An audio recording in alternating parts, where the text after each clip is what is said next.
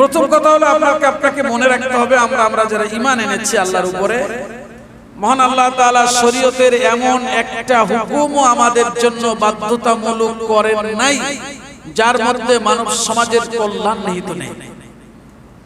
এমন একটা হুকুমও নাই।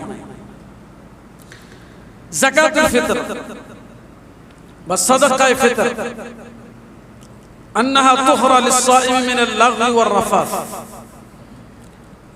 আমরা যারা রোজা রেখেছি এমন কেউ আছি বলতে পারবো যে আমার এই রমজান মাসে রোজার হালতে কোনো গুনাহ হয় না? আবার প্রশ্ন করছি, এমন কেউ আছে কি যে বলতে পারবো রমজান মাসে আমার দ্বারা কোনো গুনাহ হয় নাই? আমরা বলতে পারবো না। এটা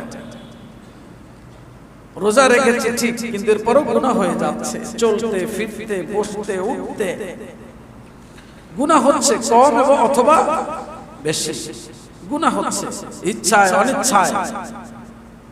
আল্লাহ রাসূল এই যাকাতুল ফিতর ওয়াজিব করে বলেছেন তুহরা লিস-সাইমি মিনাল লাগwi ওয়ার রাফাস। রোজাদারদের যে ত্রুটি বিচ্যুতি হয়ে গেছে, এই ভুল ত্রুটি থেকে তাকে পবিত্র করবার জন্য, তার রোজাগুলিকে সহি অবস্থায় আল্লাহর কাছে পেশ করার জন্য এই সাদাকাতুল ফিতরকে ওয়াজিব করা হলো।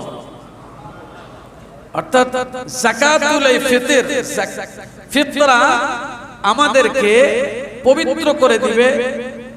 রমজানুল মুবারকের যেই রোজার মধ্যেও আমরা আমাদের ইচ্ছায় অনিচ্ছায় ত্রুটি বিচ্যুতি গুনাহ হয়েছে, এইগুলো থেকে আমাদেরকে পাক সাফ করে দিবে।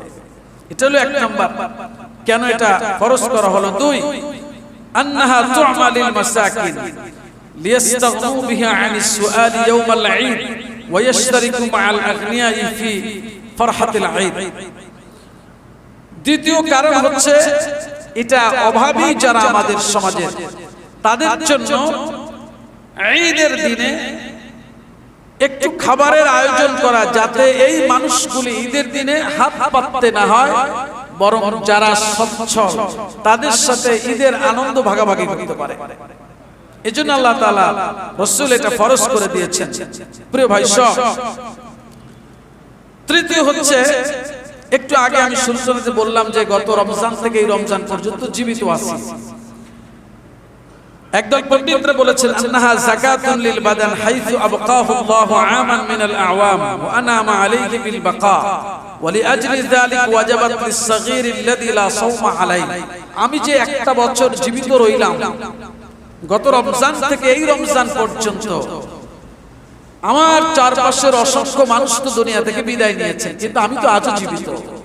এই জীবিত যে রইলাম, এই শরীরের যাকাত দিলাম আমি।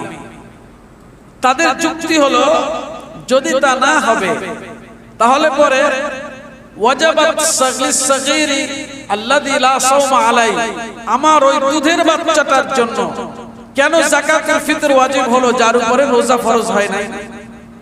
বুঝে আসে নাই? ছোট্ট বাচ্চা যার উপরে রোজা ফরজ হয়নি, তার উপরেও সাদাকায়ে ফিতর আমি দেব কেন? তার উপরে তো রোজা ফরজ না।